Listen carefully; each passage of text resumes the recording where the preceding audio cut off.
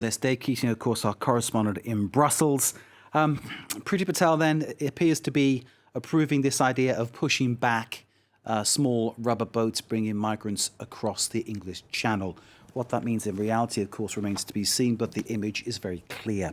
What's the reaction been where you are? Well, a European Commission spokesperson was asked about this today. The Commission is in kind of an odd position here because before, the UK was part of the EU subject to the Dublin system of returning migrants to their first country of arrival. But now suddenly the UK is out and that system no longer applies to it. So the spokesperson said, look, the EU is not in the habit of commenting on countries, the migration policies of countries in our neighborhood.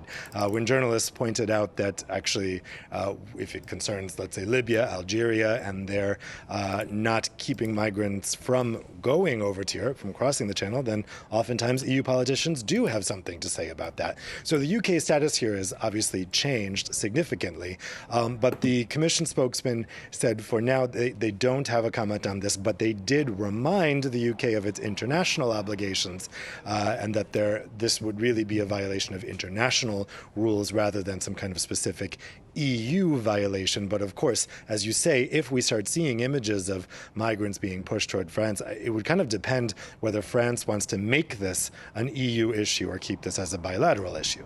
Indeed, there are so many things there on legal and international law level without going into the actual human effect of what this plan might mean. Dave, any plans from there in Brussels to engage in conversation with the UK Home Secretary, Interior Minister, as you might more universally call it, Priti Patel?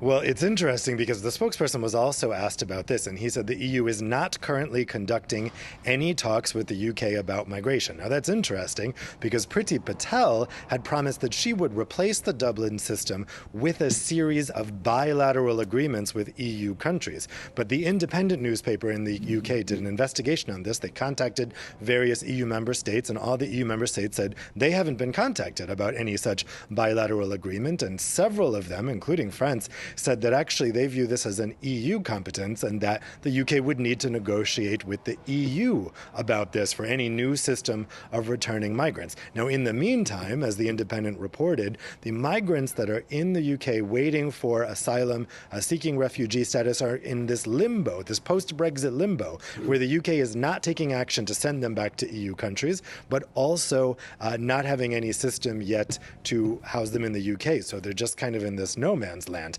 And for the moment, the UK doesn't seem to be interested in starting those talks with the EU.